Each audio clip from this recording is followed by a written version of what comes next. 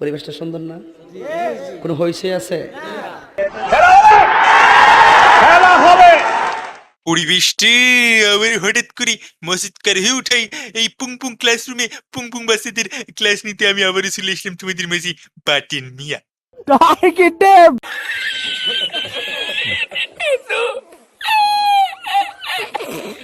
তো বাচ্চারা, আমি তোমাদের বাংলা টিচার। আজকে আমি তোমাদের মাগনা আগুন নিয়ে কিছু কবিতা শোনাবো। I got broads in Atlanta, just to lean the family. Credit cards and আমার কবিতাগুলো খুব মনোযোগ দিয়ে শুনবে। আমি তোমাদেরকেও প্রশ্ন করব। যদি প্রশ্নের উত্তর দিতে না পারো তাহলে পশ্চাৎ দেশে পকেট পকেট করে বেতের বাড়ি তো পড়বেই, তার সাথে সারা ক্লাস দাঁড় করিয়ে রাখবো। Thank you sir, thank you, আপনি অনেক ভালো। আর তুই উত্তর দিতে না পারলি তোর সারা ক্লাস বসেই রাখবো। আর বাচ্চারা, আমার ক্লাসে বাতেন মিয়ার ক্লাসে কোনো ডিস্টার্ব করা যাবে না। আপনারা সবাই জানেন বাতেন মিয়ার ক্লাস মানে সিরিয়াস ক্লাস। তো এখন আমি তোমাদেরকে যে কবিতাটা শোনাবো সেটার নাম ফ্যাক্টরি স্যার, লিখেছেন ক্যালানি 444 ওয়াইটি। জবে নামিয়াছিলাম ফ্যাক্টরিতে বাসা, ঊর্ধ্বমুখী চাইয়া দেখি অগণিত পাশা। এনিমিগুলো ছিল খাসা খাসা, যা দেখিয়ে বন্ধ হয়ে গেল আমার হাসা। শুরু হয়ে গেল হাসি কাশা। একটু পরে এনিমিতে দিল ঠাসা।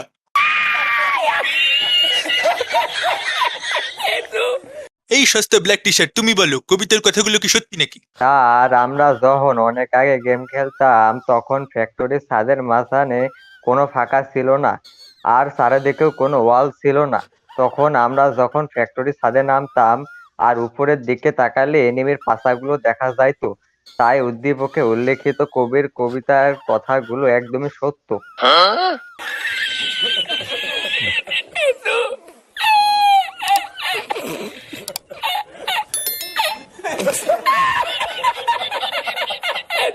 তো বাচ্চারা, এবারে যে কবিতাটি আমি তোমাদেরকে শোনাবো সেটা হলো আই ছেলেরা আই মেয়েরা পাট খেতে যাই, লিখেছেন রোনাল্ডোনাথ ক্রোনো। আই ছেলেরা আই মেয়েরা পাট খেতে যাই, পাটের কুষ্টা গলায় ঝুলাই, কাঁচা মরিচ দিয়া খাই, গঞ্জিকা খাইয়া ক্লাস নেই, পিনিক থাকে হাই, বাতিন মিয়া অলওয়েজ জোকস নেভার টেলস লাই।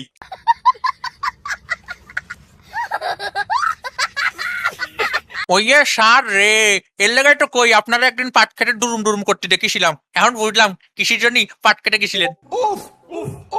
আমি কি কাউকে গালি দিয়েছি? কাহার বিরুদ্ধে বলতেছি? স্যারে মনে হয় সত্যি পাট খেতে যায় ধরা খাইছে। তো আমাদের পরবর্তী কবিতা নাম হলো ক্লক টাওয়ারের বট, লিখেছেন Michael Madhusudan. Michael Madhusudan. Guys কিছু মনে করবি না, আমি স্পেলিংটা ঠিক মতো হয় না, যাই হোক।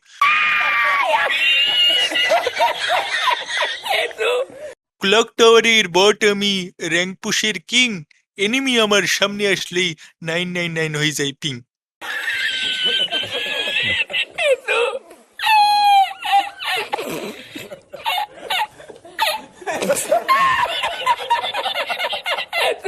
তো আবারও দেখা হবে ভাঙ্গা বাদনের পরবর্তী কোনো ভাঙ্গে দেবো এপিসোডে। সে পর্যন্ত ভালো থাকবেন, সুস্থ থাকবেন, আর দিবস গেমিং এর সাথেই থাকবেন।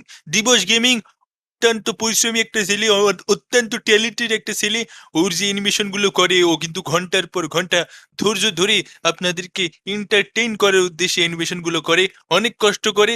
আমরা সবাই চাই সেজন্য তার কষ্টের প্রাপ্য মূল্যটুকু পাক, এবং তাকে সাপোর্ট করতে থাকুন, সাবস্ক্রাইব করে পাশে থাকুন। আবারও দেখা হবে ইনশাআল্লাহ।